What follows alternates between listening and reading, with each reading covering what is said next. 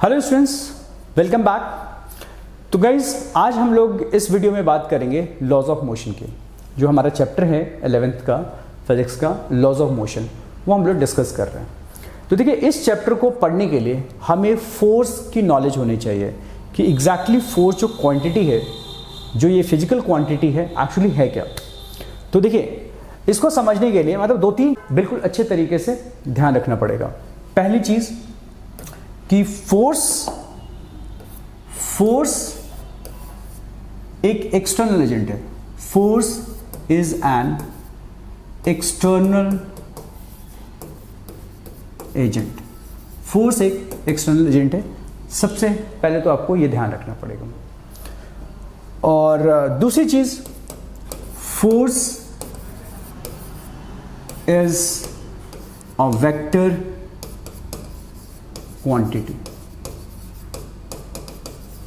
ठीक है, दूसरी बात, फोर्स एक वेक्टर क्वांटिटी है, यानी कि ये डायरेक्शनल है। ठीक है, अगर हम एक फोर्स को जिस डायरेक्शन में लगा रहे हैं तो मतलब इसका डायरेक्शन मैटर करता है ना। क्वांटिटी के साथ साथ डायरेक्शन मैटर करता है।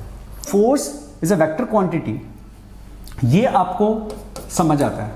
जैसे आपने वेक्टर के बारे में पढ़ लिया अब तक, तो आपको ये बात समझ आती है। But force is an external agent, ये बहुत ही इंपॉर्टेंट लाइन है। देखने में सेंटेंस काफी सिंपल लग रहा है, बट ये इतना सिंपल है नहीं। देखिए, इसको समझने के लिए आप एक एग्जाम्पल काफी आपके लिए, आप एक एग्जाम्पल से समझ सकते हो।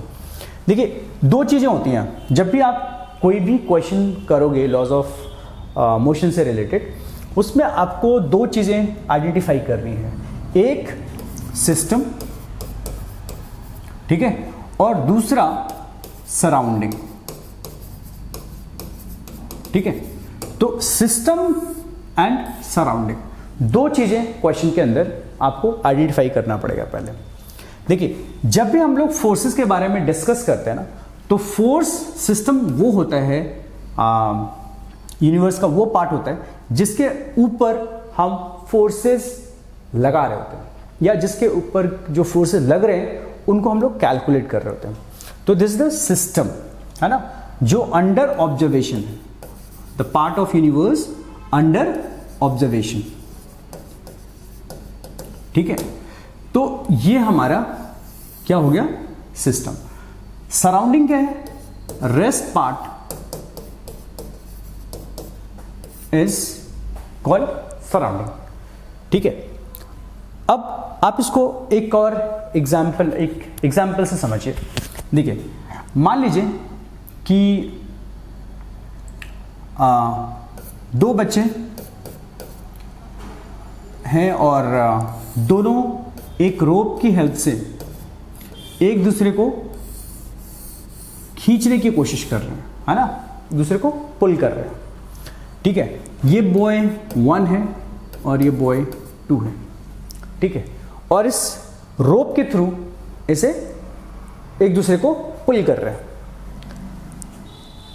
तो अगर मैं बोलूं कि ये जो बॉय 1 है, इस बॉय 1 के ऊपर जो फोर्स लग रहे हैं वो कौन कौन से फोर्सेस लग रहे हैं, ठीक है, और कौन लगा रहा है फोर्स, तो हमें क्या करना पड़ेगा। इसका मतलब हमने बॉय 1 को एज अ सिस्टम चूज करा, क्योंकि हमने बॉय 1 के ऊपर के फोर्सेस कैलकुलेट करना हम चाहते हैं, इसीलिए बॉय 1 हमारा सिस्टम बन गया। तो जैसे ही किसी पार्ट को, मतलब जो क्वेश्चन में अपेयर हो रहा है जितना पार्ट, उसमें किसी पर्टिकुलर पार्ट के ऊपर आपको फोर्सेस कैलकुलेट करने हैं, तो आप क्या करोगे, उसको बाउंड्री के अंदर ले लोगे, which is called system boundary, है ना, ये सिस्टम बाउंड्री।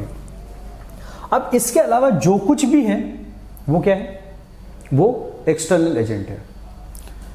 तो फोर्स कौन लगाएगा, इस ऑब्जेक्ट के ऊपर फोर्स कौन लगाएगा, ये एक्सटर्नल एजेंट है, ये लगाएगा बॉय 2। और क्योंकि नीचे, इसके नीचे क्या है, हमारा अर्थ है, ठीक है, तो earth will also apply force. इसका मतलब अर्थ हमारा क्या हो गया, अर्थ भी सराउंडिंग है और ये बॉय बी, बॉय 2 ये भी सराउंडिंग है। और तो और अगर ये टेबल के ऊपर है ना, अगर ये दोनों एक टेबल के ऊपर है तो टेबल भी क्या करेगा, इसके लिए क्या बन गया, सराउंडिंग बन गया।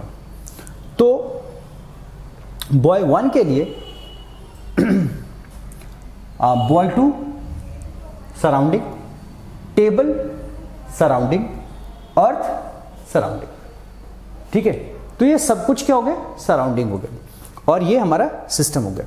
तो अगर जो पार्ट हम देख पा रहे हैं यहाँ पे उसके अंदर हम बात करें तो हमारा बॉय 1 क्या हो गया, ये हमारा सिस्टम है, ठीक है। एंड सराउंडिंग क्या है, जो फोर्सेस इस पे लगा रहे हैं, सराउंडिंग हमारा है पहला तो अर्थ, ठीक है, सेकेंडली बॉय 2, ठीक है, और थर्ड टेबल, ठीक है। तो ये 3 लोग 3 पार्ट क्या कर रहे हैं, इसके लिए एक्सटर्नल एजेंट का काम कर रहे हैं। तो फोर्सेस कहां से आएंगे, बॉय 1 के ऊपर जो फोर्स लग रहा है वो कौन अप्लाई करेगा, तो ये 3 लोग या 3 पार्ट जो हैं ये इसके ऊपर फोर्स अप्लाई करेंगे, ठीक है जी। तो फोर्स हमेशा कम्स फ्रॉम सराउंडिंग, क्लियर है, फोर्स हमेशा सराउंडिंग से आता है, ठीक है। इसी तरह से अगर मैं यहां पे बात करूं कि बॉय 2 को सिस्टम मान लेकर, बॉय 2 को अगर हम सिस्टम मान लेते हैं तो क्या होगा, कौन कौन इसके ऊपर फोर्स लगाएगा, तो अगर सिस्टम के अंदर बॉय 2 को ले लें, ठीक है ना, ये इसका पार्ट है सिस्टम का, तो सराउंडिंग क्या होगा, तो सराउंडिंग हमारा हो जाएगा, सराउंडिंग होगा एक तो बॉय 1 नंबर 1, नंबर 2 टेबल क्योंकि ये टेबल पे है, और थर्ड इज अर्थ क्योंकि ये अल्टीमेटली अर्थ सबको अपनी तरफ पुल करती है। तो ये इस तरह से हमने सबसे पहले आइडेंटिफाई करना है क्वेश्चन के अंदर, what is system and what is surrounding, ठीक है। तो ये काफ़ी इंपॉर्टेंट पॉइंट है। अब देखिए कौन कैसे फोर्स लगाएगा वो हम लोग बाद में डिस्कस करेंगे। हमारा जो डिस्कशन का पॉइंट था वो ये था कि सराउंडिंग क्या होता है, क्योंकि जब तक हमें सराउंडिंग का आइडिया नहीं होगा तब तक हम ये नहीं बता पाएंगे कि फोर्सेस, कितने फोर्सेस किसी ऑब्जेक्ट अंडर ऑब्जर्वेशन के ऊपर लग रहा होगा, ठीक है ना। इसलिए surrounding identification is very very important, right, ठीक है। अब इसी पे मैं एक आपसे क्वेश्चन पूछूं कि मान लीजिए एक ब्लॉक है, ठीक है, अब ब्लॉक को हम लोग क्या कर रहे हैं, सीलिंग के साथ, छत के साथ हमने इसको हैंग कर दिया, ठीक है। अब मैं आपसे पूछूं, ये हमारा ग्राउंड है, ठीक है, और ग्राउंड के कांटेक्ट में ये नहीं है, ये बस हवा में ऐसे रोप के थ्रू सीलिंग के सपोर्ट से ये हैंग हो रहा है। अगर मैं आपसे पूछूं कि इस ब्लॉक के लिए मतलब ब्लॉक इज आवर सिस्टम, तो अगर मैं इसको सिस्टम मानूं इस ब्लॉक को, ठीक है, तो what is system and what is surrounding, आप सराउंडिंग आइडेंटिफाई करो। तो ये तो हमारा सिस्टम हो ही गया, हाँ, तो ये सिस्टम का पार्ट है, तो हमें सिस्टम बाउंड्री हमने ड्रॉ कर दिया। नेक्स्ट, अब इसके आसपास आपको और क्या दिख रहा है जो इससे डायरेक्टली इनडायरेक्टली कनेक्टेड है। एक तो ये हमारा अर्थ इसे पुल करेगा, वो एक एक्सटर्नल एजेंट हो गया। तो अर्थ इज हमेशा योर एक्सटर्नल एजेंट। अगर हम अर्थ के ऊपर कोई भी चीज़ रखी हो और उसको हम लोग डिस्कस कर रहे हैं, यानी ग्रेविटी और मतलब उसके आसपास ग्रेविटी है, तो हम लोग इस अर्थ को हम लोग एक्सटर्नल एजेंट की तरह ट्रीट करेंगे। दूसरा, इसके साथ क्या कनेक्टेड है, रोप, और रोप बेसिकली किसके साथ कनेक्टेड है, ये सीलिंग के साथ। तो जो दूसरा हमारा एक्सटर्नल एजेंट है वो क्या है, ये छत, यानी कि ये roof is an external agent. तो अर्थ दूसरा, रूफ हमारा क्या है, एक्सटर्नल एजेंट है। ये दोनों इसके ऊपर फोर्स लगाएंगे। तो इस पे कितने तरह के फोर्सेस एग्जर्ट हो सकते हैं, दो तरह के, ठीक है। सिमिलरली अगर मैं आपको ये सिचुएशन दूं कि एक ब्लॉक है और एक ब्लॉक के साथ में ये ब्लॉक है और इसके कांटेक्ट में ये तीसरा ब्लॉक है, ब्लॉक 1, ब्लॉक 2, ब्लॉक 3, ठीक है। ये 3 ब्लॉक्स हमारे पास 1 2 3 और ये टेबल के ऊपर रखे हुए हैं। तो बच्चों ब्लॉक 1 के लिए एक्सटर्नल एजेंट क्या है? फॉर ब्लॉक 1 इसके लिए एक्सटर्नल एजेंट्स क्या है? तो ब्लॉक 1 मतलब ये हमारा सिस्टम बन गया, पहली बात, क्योंकि हम लोग ब्लॉक 1 के फोर्सेस के बारे में बात कर रहे हैं। तो ब्लॉक 1 के अलावा इसके कांटेक्ट में कौन कौन है, ठीक है। तो इसके आसपास ये ब्लॉक 2 इसके कांटेक्ट में है, तो ब्लॉक 2, और देखिए इमीडिएट पार्ट उस ब्लॉक के आसपास जो इमीडिएटली आता है ना, सिर्फ उसको कंसिडर करेंगे। तो इस ब्लॉक 1 के लिए ब्लॉक 1 के साथ डायरेक्टली कांटेक्ट में है ब्लॉक 2, तो इसके लिए block 2 will be the external agent. External agent इसका हम क्या होगा? पहले तो ब्लॉक 2 होगा, ठीक है। और ये किस पे रखा हुआ है? सरफेस पे। तो सरफेस भी क्या होगा हमारा? सरफेस भी क्या होगा? एक एक्सटर्नल एजेंट होगा। अब सरफेस के साथ साथ एक तीसरी चीज आ गई जो कि हमेशा होगी जब भी हम लोग अर्थ पे डिस्कस करेंगे कोई भी क्वेश्चन, और वहाँ पे ग्रेविटेशन फोर्स होगा, ग्रेविटी होगी, तो वो एक ग्रेविटेशनल फोर्स, यानी कि अर्थ इसके लिए क्या होगा? अर्थ यहाँ पे एक्सटर्नल एजेंट होगा, ठीक है जी।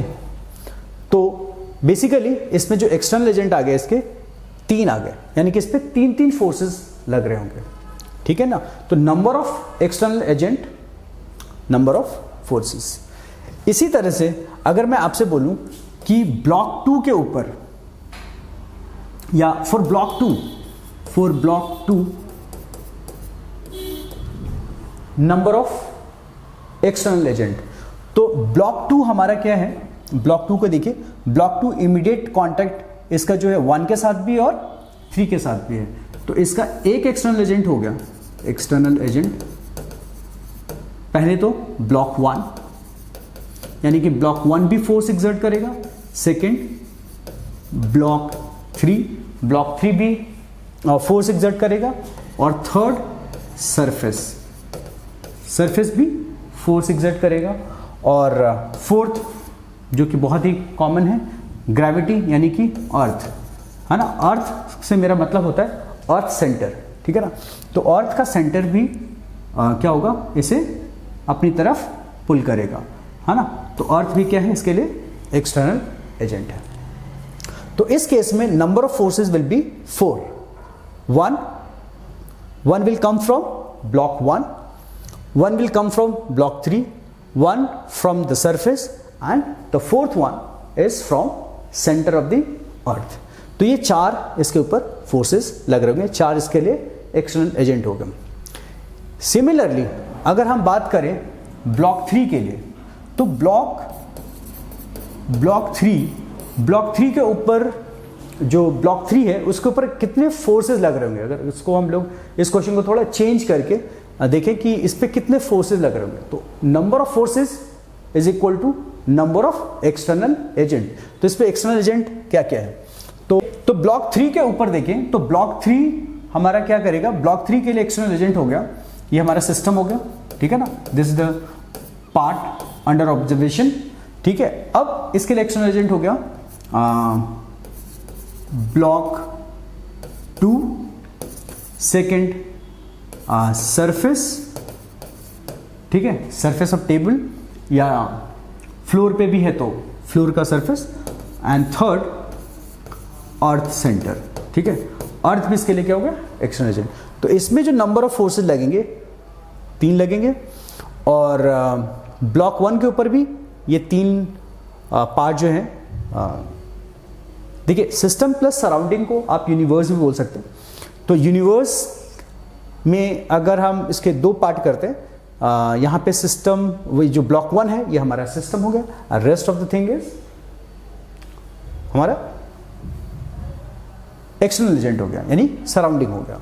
तो इस तरह से हमने देख लिया कि सिस्टम एंड सराउंडिंग में फर्क क्या है, and force always comes from external agent. It's very important, ठीक है।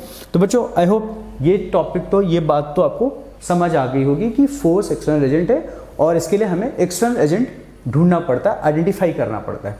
तो आइडेंटिफिकेशन ऑफ एक्सटर्नल एजेंट हमारा हो गया। अब देखिए, ये पार्ट करने के बाद हमें ये सीखना चाहिए कि कोई फोर्स जो कि एक वेक्टर क्वांटिटी है, क्या हम उसके कंपोनेंट्स में उसको ब्रेक कर सकते हैं, है ना।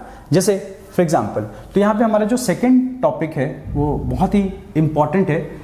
उस सेंस से अगर आप न्यूमेरिकल प्रॉब्लम सॉल्व कर रहे हो या किसी सिचुएशन को समझने के लिए आपको ये समझना बहुत इंपॉर्टेंट बच्चों। ये थोड़ा सा मैथमेटिकल है बट आपको ये जरूर जानना चाहिए, इसके बिना आप लॉज ऑफ मोशन के क्वेश्चन नहीं कर पाओगे, ठीक है। मान लीजिए यहाँ पे एक ऑब्जेक्ट है, ठीक है, और ये हमने एक इमेजिनरी एक्सिस ले ली, ये x और से इट इज y, ये x है और ये y है, ठीक है। ये इमेजिनरी है, आप क्वेश्चन के अंदर जरूरी नहीं कि आप हॉरिजॉन्टल और वर्टिकल लो, ठीक है।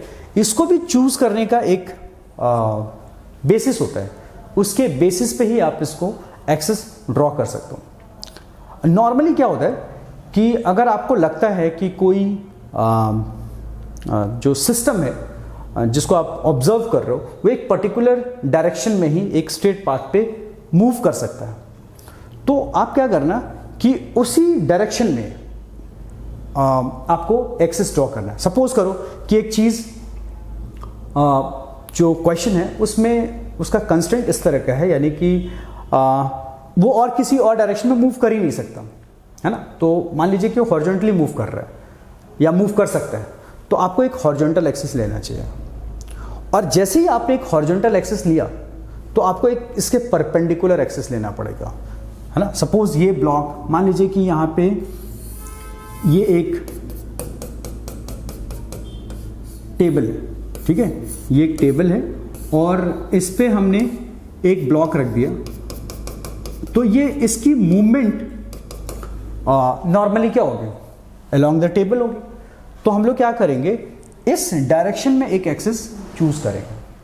आपको एक ही एक्सिस चूज करने में थोड़ा आपको ब्रेन अपना यूज करना है ना, और मोशन की जो पॉसिबिलिटी है जिस एक्सिस में, जिस डायरेक्शन में, उसके अलोंग एक एक्सिस लेना है। तो जो सेकेंड एक्सिस होगा वो ऑटोमेटिकली आपको, मतलब आप ड्रॉ कर पाओगे। आपको सिर्फ क्या करना है, सेकेंड एक्सिस पहले वाले एक्सिस के परपेंडिकुलर ड्रॉ करना है। तो जैसे हमने ये चूज कर लिया, सबसे पहले तो स्टेप 1 में हमने ये किया। अब हमें सेकेंड एक्सिस के लिए क्या करना है, एक वर्टिकल लाइन ड्रॉ कर देंगे, ठीक है। तो ये हमारा एक्सिस एक हॉरिजॉन्टल और एक वर्टिकल आ गया, तो दोनों एक्सिस हमने ड्रॉ कर दिया। लेकिन मान लीजिए कि इसके ऊपर जो हमारा फोर्स है वो इस डायरेक्शन में लग रहा है, ये हमारा डायरेक्शन ऑफ फोर्स है, ठीक है ना, ये हमारा डायरेक्शन ऑफ फोर्स है ये, और ये कोई पर्टिकुलर एंगल पे लग रहे हैं, always let's say theta angle पे। तो और इसकी वैल्यू, इसका जो मैग्नीट्यूड है वो F है, F न्यूटन, ठीक है। और ये मॉडुलस का मतलब क्या है बच्चों, कि हम उसका मैग्नीट्यूड पॉजिटिव वैल्यू ले रहे हैं, कितना फोर्स एग्जर्ट हो रहा है, ठीक है। तो इस फोर्स को अगर रिजॉल्व करना है, रिजॉल्व का मतलब होता है कि ये फोर्स अगर मैं किसी ब्लॉक के ऊपर या किसी चीज के ऊपर अगर ऐसे मैं फोर्स लगाता हूं तो ये एक्चुअली दो पार्ट में डिवाइड हो रहा है ना। ये इस पार्ट में भी डिवाइड होगा, मतलब ये बेसिकली एक्स के अलोंग भी लगा रहा हूं मैं फोर्स, और ये वाई के अलोंग भी लगा रहा हूं, ऊपर की तरफ भी लगा रहा हूं, ठीक है। इसका इंपैक्ट इधर भी आएगा और ऊपर भी आएगा। तो बेसिकली हमें करना क्या है, हमें इस फोर्स का दो कंपोनेंट, मान लीजिए ये एक्स एक्सिस है तो मैं बोलूंगा फोर्स का एक्स कंपोनेंट, फोर्स जो इसका इंपैक्ट इस डायरेक्शन में होगा उसकी वैल्यू क्या होगी, उसको हम लोग बोलेंगे एफ एक्स। और इसी फोर्स का जो वाई के लॉन्ग इस डायरेक्शन में जो इंपैक्ट आएगा उसको क्या बोलेंगे, एफ वाई। तो यहां पे F X and F Y, यहां पे F X and F Y हमारा क्या कहलाएगा, कंपोनेंट्स, ठीक है ना। तो F X is the X component of force F, ठीक है ना। ये जो एफ फोर्स लग रहा है उसका एक्स कंपोनेंट है। Similarly F of Y is the Y component of force F, ठीक है ना। तो अभी मैं वेक्टर का साइन हटा रहा हूं, ठीक है ना। तो फोर्स एफ का वाई कंपोनेंट, फोर्स एफ का एक्स कंपोनेंट, मतलब एक ही फोर्स दो टुकड़ों में डिवाइड होगा। कहने का मतलब यह है कि मैं ये फोर्स ना लेकर अगर मैं ये फोर्स और ये फोर्स दो फोर्सेस लेता तो उसका इंपैक्ट यही आता है ना। हमने वेक्टर में किया ना कि अगर एक वेक्टर ऐसे है और दूसरा वेक्टर, इसका मैं कलर चेंज कर देता हूं, ठीक है। देखिए ये मान लीजिए ये फोर्स है और ये हमारा दूसरा फोर्स है। अगर मैं इसकी बजाय ये ग्रीन और ये red force in indicated direction में लगाता तो इसका जो इंपैक्ट आता ना वो इस डायरेक्शन में ही आता, ठीक है। मतलब जो नेट फोर्स होता वो इस डायरेक्शन में आएगा, है ना। लॉ ऑफ पैराग्राम से आप देख सकते हो, ये इसका क्या होगा, रिजल्टेंट है। तो बेसिकली अब हम लोग क्या कर रहे हैं, वेक्टर ही डील कर रहे हैं। बट इस पर हम लोग क्या कर रहे हैं, पहले क्या करते थे कि कंपोनेंट्स होते थे उसका रिजल्टेंट निकालते थे। अब हम लोग क्या कर रहे हैं कि यहां पे मान लीजिए नेट फोर्स हमारा इसी डायरेक्शन में है, इसको आप नेट फोर्स देख सकते हो, नेट फोर्स इस डायरेक्शन में है। अब हम इसे क्या कर रहे हैं, दो छोटे कंपोनेंट्स में इसे ब्रेक कर रहे हैं। तो ये एक्स कंपोनेंट और ये वाई कंपोनेंट में हमने ब्रेक कर दिया, ठीक है। लेकिन बच्चों देखो, या तो आप रिजल्टेंट यूज करो या फिर उनके कंपोनेंट्स यूज करो, आप दोनों चीज यूज नहीं कर सकते, ठीक है ना। या तो आप इस फोर्स को कंसिडर करोगे फोर्स, या फिर ये दो जो इसके कंपोनेंट्स हैं इसको करोगे। तो जैसे ही आप, तो बेटर ये होता है कि आप कंपोनेंट यूज करो, मतलब फोर्सेस अलोंग द एक्सिस, इसको यूज करना ज्यादा यूजफुल होता है या ज्यादा हमारे लिए क्वेश्चन सॉल्व करने में हेल्पफुल होता है। तो कोशिश करो कि सारे फोर्सेस को अलोंग द एक्सिस ब्रेक कर दो। अगर वो फोर्स आपके एक्सिस के अलोंग नहीं लग रहा है तो, अगर कोई फोर्स इन दोनों एक्सिस में से किसी एक एक्सिस के अलोंग लग रहा है तो उसको कंपोनेंट ब्रेक नहीं हो सकता, ठीक है ना। उसको आप कंपोनेंट में ब्रेक नहीं करोगे, ठीक है ना। तो जैसे फॉर एग्जांपल मैं आपसे पहले ये पूछ लेता हूं, इसके बाद हम लोग इसको आगे करेंगे। मान लीजिए हमारे पास ये दो एक्सिस हैं, ठीक है ना, दो एक्सिस हैं और हमारा एक फोर्स इस डायरेक्शन में लग रहा है, एक ही फोर्स है जो इस डायरेक्शन में लग रहा है। क्या हमें कंपोनेंट में ब्रेक करने की जरूरत है? नहीं, इसको आप कंपोनेंट में ब्रेक नहीं कर सकते क्योंकि ये ऑलरेडी क्या है, एक ही कंपोनेंट और वो एक्सिस के अलोंग है। आप इसको ब्रेक नहीं करोगे, क्यों? क्योंकि ये हमारे एक्सिस के अलोंग है। तो यहां पे बोलेंगे no need to take components, है ना। इसको कंपोनेंट्स में लेने की जरूरत नहीं है क्योंकि ऑलरेडी ये अलोंग दी एक्सिस है, ठीक है। कंपोनेंट में लेने की जरूरत पड़ती कब है? आपको जैसे मैंने बताया ना कि अगर फोर्स एक्सिस के अलोंग नहीं है तो कंपोनेंट में ब्रेक करो, अगर एक्सिस के अलोंग लग रहा है तो कंपोनेंट में ब्रेक करने की जरूरत नहीं है, ठीक है ना। हमारा पर्पस ऑलरेडी, मतलब इसी तरह के फोर्सेस इसी तरह के फोर्सेस हमें चाहिए क्वेश्चन को सॉल्व करने के लिए, ठीक है ना। तो इसमें जरूरत नहीं है, अगर कोई फोर्स इस डायरेक्शन में है तो भी जरूरत नहीं है कंपोनेंट में ब्रेक करने की, अगर कोई फोर्स इस डायरेक्शन में है तो भी जरूरत नहीं है। अगर मान लीजिए कोई फोर्स ऐसे लगा रहा हो इसके अलॉन्ग तो भी कंपोनेंट में ब्रेक करने की जरूरत नहीं है, ठीक है ना। तो यहां पे हमने देख लिया कि दोनों एक्सिस के बजाय किसी और डायरेक्शन में फोर्स लग रहा हो तो हमें उसे कंपोनेंट में ब्रेक करना चाहिए।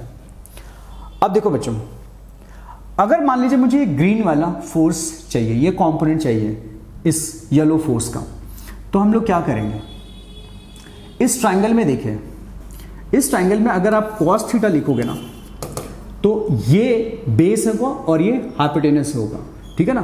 तो ये fx कंपोनेंट मतलब x component the force divided by the actual force, है ना, जो रिजल्टेंट फोर्स है वो इस डायरेक्शन में लग रहा है। तो fx की वैल्यू क्या हो जाएगी, इसकी वैल्यू क्या हो जाएगी बच्चों, f टाइम cos थीटा, यानी कि x कंपोनेंट ऑफ फोर्स हमें मिल जाएगा अगर मैं इस फोर्स को cos ऑफ थीटा से मल्टीप्लाई कर देंगे। देखिए थीटा किस एक्सिस के साथ है, x के साथ, तो cos ऑफ थीटा फैक्टर इसमें मल्टीप्लाई करते ही ये वैल्यू ये बता देगा, दे देगा। सिमिलरली अगर मैं इसके अंदर साइन थीटा देखूं बच्चों, तो साइन थीटा देखिए, ये जो जब आप पैरेललोग्राम या रेक्टेंगल कुछ भी बनाते हो, पैरेललोग्राम और रेक्टेंगल या स्क्वायर, तो सामने वाले साइड्स क्या होते हैं, सेम होता है। तो यहाँ पे मेरा एक रेक्टेंगल सा बन रहा है, या यहाँ पे ऐसा थोड़ा लग रहा है कि स्क्वायर सा, बट आप मान लीजिए कि ये रेक्टेंगल है, तो ये वाला फोर्स इस साइड के इक्वल होगा।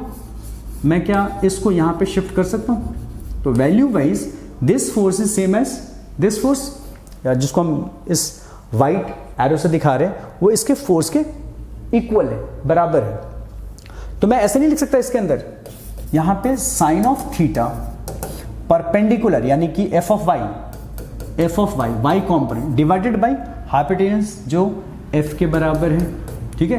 तो यहां से हम लोग बोल सकते हैं कि F of Y equal to F of sine of theta. तो हमारा जो एफ वाई है, वाई कंपोनेंट है, वो एफ का साइन थीटा है, ठीक है। तो इस तरह से हमने क्या करना है, हमें ये आ गया कि कैसे फोर्स को रिजॉल्व करते हैं। तो हमारा जो फोर्स वेक्टर है इसको मैं ऐसे लिख सकता हूं। नाउ अब मैं फोर्स वेक्टर यूज कर रहा हूं, मतलब वेक्टरली इसे लिखूंगा, फोर्स Fx, ये फोर्स देखो बच्चों, यहां पे डायरेक्शन इज वेरी इंपॉर्टेंट। आपको कैसे पता लगेगा कि इसका एरो इस तरफ होगा, इसके कंपोनेंट, इस वेक्टर का या इस फोर्स का जो x कंपोनेंट होगा इसी डायरेक्शन में होगा, कैसे पता। आप इसके लिए बहुत सिंपल तरीका है, इसके लिए आप क्या करना, ये इसका टिप है ना वेक्टर का, आप इसके ऊपर ऐसे लाइट फॉल कराना, है ना। इमेजिन करो कि एक डंडा है ना, और आपने इस पे ऊपर से लाइट फॉल कराया, तो इसका इस पार्ट का शैडो कहां बनेगा, ये टिप है, तो टिप का शैडो कहां बनेगा, यहां पे बनेगा। तो ये जो पार्ट है ये हमारा tip of what, tip of x component, ठीक है। और इसका जो टेल है उसका एरो यहीं पे, उसका जो शैडो है वो यहीं पे बनेगा। तो एक्स एक्सिस पे ये हमारा क्या हो गया, टेल, है ना, और ये क्या हो गया, हेड या टिप। तो वेक्टर हमेशा टेल से लेके टिप तक जाता है, तो इसका मतलब इधर टेल और इधर टिप, तो ये हमारा एक्स कंपोनेंट का डायरेक्शन है। तो ये डायरेक्शन पॉजिटिव एक्स एक्सिस है, so we can write value times I cap, ठीक है। सिमिलरली देखिए, जब ये कंपोनेंट आपको देखना तो इधर से आप लाइट फॉल कराओ, ऐसे आपने लाइट फॉल कराया तो टिप का जो शैडो है यहां पे बनेगा, तो दिस इज टिप, और ये जो पार्ट है टेल, उसका शैडो यहीं पे बनेगा। तो tail to tip, tail to tip, तो इसका डायरेक्शन ऊपर की तरफ है, और इसकी वैल्यू एफ बाई कितनी निकाली हमने, एफ ऑफ साइन थीटा। तो यहां पे मैं लिख दूंगा plus F of Y into sine of theta, और डायरेक्शन ऊपर की तरफ है पॉजिटिव में, तो मैं जे कैप लिख दूंगा। तो इस तरह से ये हमारा फोर्स जो है वो लिखा जा सकता है वेक्टर के फॉर्म में, दोनों कंपोनेंट्स के फॉर्म में। ये एक्स कंपोनेंट हो गया, ये वाई कंपोनेंट हो गया, ठीक है। अब आप थोड़ा ट्राई करो, एक मैं क्वेश्चन पूछ रहा हूं, आप पहले वीडियो पॉज करके आप इस पे इसके कंपोनेंट्स ब्रेक करना, ठीक है, और उसके आंसर्स लिखना, और फिर वीडियो को वापस रिज्यूम करके आप ये देखना कि मैंने इसमें क्या किया है, कैसे सॉल्व किया है, ठीक है। तो चलिए बच्चों, मान लीजिए ये टेबल सरफेस है और इसके ऊपर हमने एक ब्लॉक रख दिया, ठीक है, और इसके ऊपर एक फोर्स लग रहा है, इसके ऊपर एक फोर्स लग रहा है इस डायरेक्शन में, ठीक है, इस डायरेक्शन में फोर्स लग रहा है, ठीक है। तो मैं आपको बता देता हूं कि आपको करना क्या है, स्टेप्स याद रखना है। फर्स्ट स्टेप आपको क्या लेना बच्चों, फर्स्ट स्टेप जो है स्टेप 1, उसमें आपको एक्सिस ड्रॉ करना है ना, एक्सिस ड्रॉ करना है, ठीक है। उसके बाद आप शैडो मेथड यूज करो, है ना, शैडो मेथड से आप टिप का शैडो और टेल का शैडो, है ना, एक्सिस पे डाल के फिर आप ज्वाइन करो, ठीक है। आप कोशिश करो एक बारी वीडियो पॉज करके, ठीक है। चलो बच्चों, आपने अब तक ये कर लिया होगा, अब आप सॉल्यूशन देख लीजिए। देखिए मान लीजिए ये हमारा फोर्स है F, है ना, तो ये एंगल, लेट्स से ये एंगल थीटा है, आपने शायद यही एंगल लिया होगा, तो ये थीटा ले लिया, आप यहाँ भी एंगल ले सकते हो, ठीक है ना। तो ये हमारा, पहले तो ये हमारा एक्स एक्सिस मान लेते हैं और इसके परपेंडिकुलर हमारा वाई एक्सिस है, ठीक है, और ये हमारा फोर्स है, ठीक है जी। इसका टिप यहाँ पे है ना, you can write tip here, और यहाँ पे टेल है, ठीक है। अब देखिए मैं क्या करूँगा, देखिए जब आप शैडो मेथड यूज करोगे तो जो लाइट है अलोंग द एक्सिस फॉल करोगे, जैसे मैं इस एक्सिस के अलोंग यहाँ पे लाइट फॉल करा रहा हूँ, ठीक है, तो मेरा एक्स कंपोनेंट मिलेगा। अगर वाई के अलोंग लाइट फॉल कराऊंगा तो शैडो यहाँ पे बनेगा इस सरफेस पे, तो टिप का शैडो यहाँ पे, टिप यहाँ बन गया, और टेल का यहाँ पे बन गया। तो देखिए टिप, टेल टू टिप, ये हमारा क्या हो गया बच्चों, एक्स कंपोनेंट, ठीक है। इसी तरह से अगर मैं शैडो ऐसे डालूं, सॉरी लाइट ऐसे डालूं, ये हमारा लाइट है, ठीक है, और ये भी हमारा लाइट था, तो अगर मैं लाइट ऐसे डालूं तो टिप का शैडो कहाँ बनेगा, यहाँ पे, ये हो गया टिप, और टेल यहीं पे बनेगा। तो टेल टू टिप ये हमारा दूसरा कंपोनेंट हो गया, ये हमारा दूसरा कंपोनेंट हो गया, ठीक है।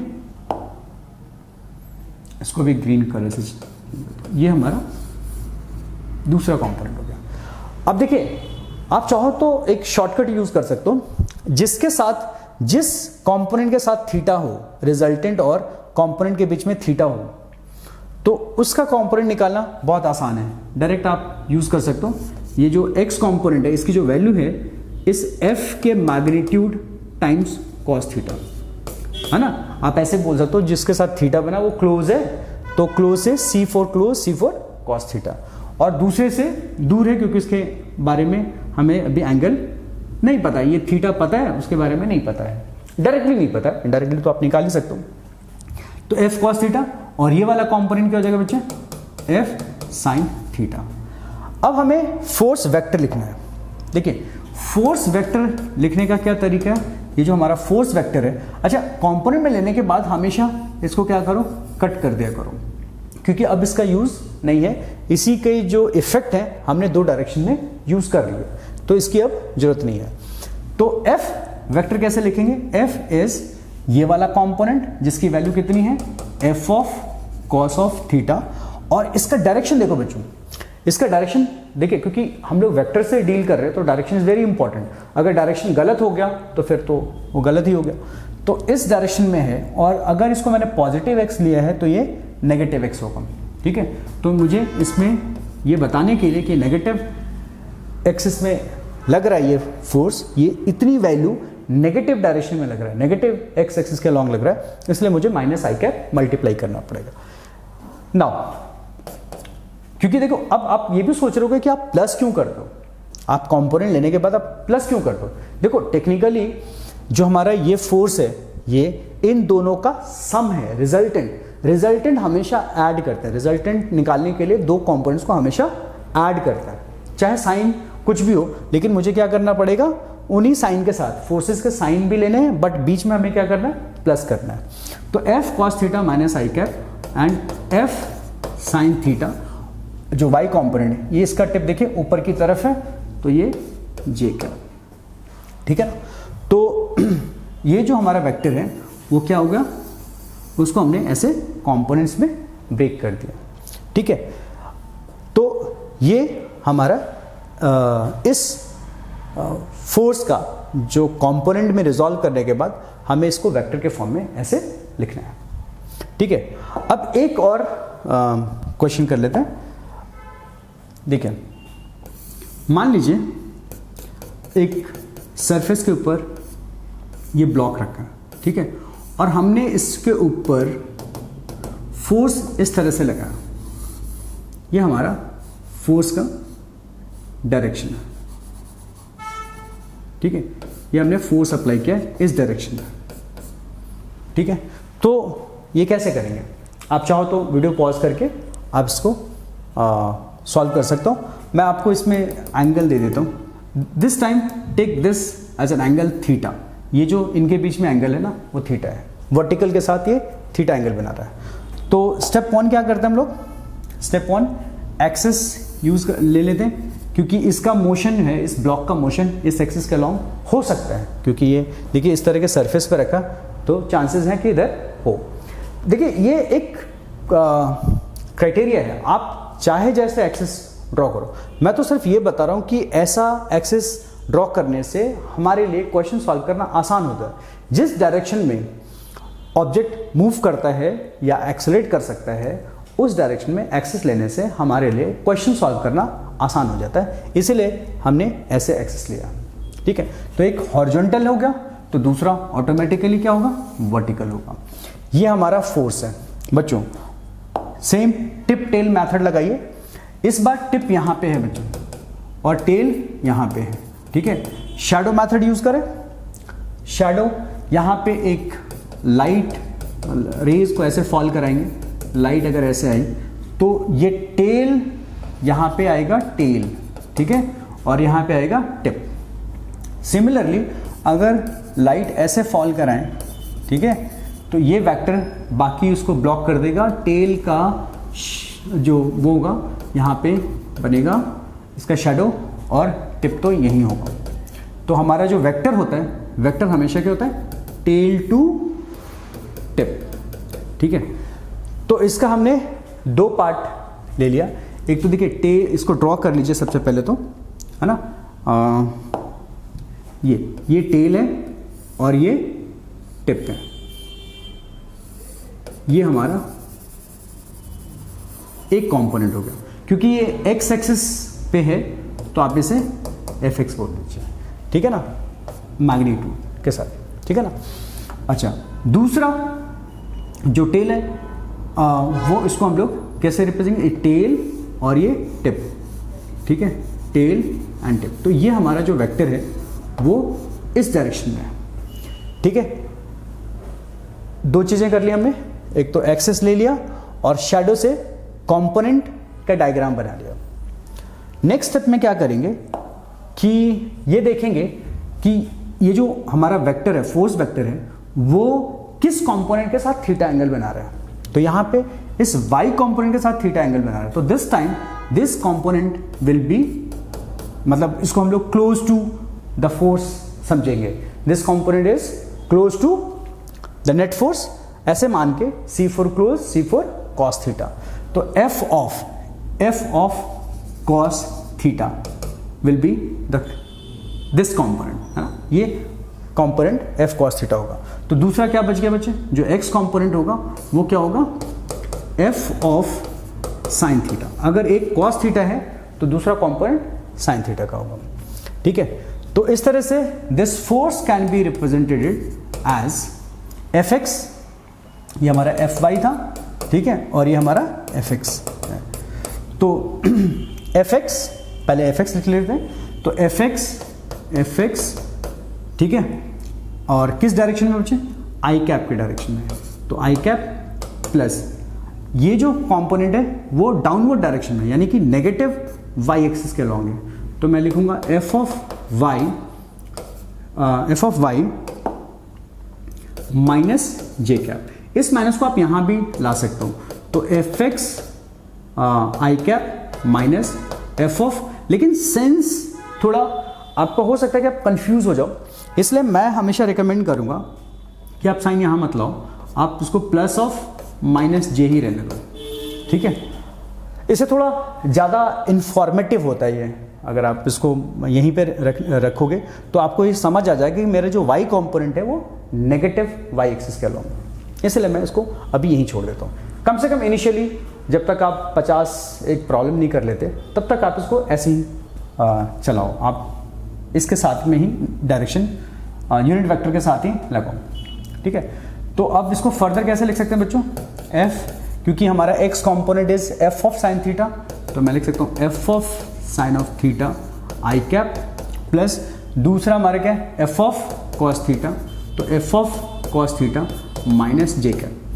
तो बच्चों यहाँ पे आपने एक चीज़ देखी, यहाँ पे ये कोई रूल नहीं है कि x कंपोनेंट कॉस थीटा वाला होगा और जो y कंपोनेंट होगा वो साइन थीटा वाला होगा, ऐसा नहीं होता। ये डिपेंड इस पे करता है कि ये थीटा एंगल किस कंपोनेंट के बीच में है। जिस कंपोनेंट के साथ थीटा एंगल आप देख रहे हो या आप ले रहे हो, है ना, जिसको कंसिडर कर रहे हो, वही कंपोनेंट, उसी कंपोनेंट के साथ कॉस थीटा फैक्टर मल्टीप्लाई होगा और दूसरे वाले के साथ क्या होगा, साइन थीटा। क्लियर है? तो इस तरह से हमने क्या सीख लिया बच्चों कि फोर्स को कैसे डिजायर्ड कंपोनेंट में या डिजायर्ड एक्सिस के अंदर परपेंडिकुलर एक्सिस में कैसे इसे रिजॉल्व करते हैं, ठीक है। It's very very important part बच्चों। अगर आपने इस पे कमांड कर लिया तो आप समझ लो कि 20% में से, हाँ 20%, 20-25% मतलब आपको ये कम चांसेस हैं कि आपको इस चैप्टर पे कमांड हो जाए, क्योंकि बेसिकली क्या होता है ना कि बच्चे कंपोनेंट्स ही नहीं ले पाते, यानी कि सही तरीके से फोर्सेस नहीं दिखा पाते, तो उनके क्वेश्चन के चांसेस सही होने के ऑलमोस्ट निल हो जाते हैं। तो इसीलिए ये बहुत ही इम्पॉर्टेंट पार्ट है और इसे आप ध्यान से करना, इसकी और प्रैक्टिस करना। मैं डिस्क्रिप्शन बॉक्स के अंदर मैं लिंक दूंगा जिसमें आप इसके ऊपर कंपोनेंट्स में ब्रेक करने वाले क्वेश्चंस होंगे, उसके अंदर आप इसे सॉल्व करना, ठीक है। इसमें आप जितनी प्रैक्टिस करोगे आपके लिए उतना अच्छा है, ठीक है बच्चों। तो आज के इस लेक्चर में बस इतना ही, नेक्स्ट लेक्चर में मैं आगे बात करूँगा।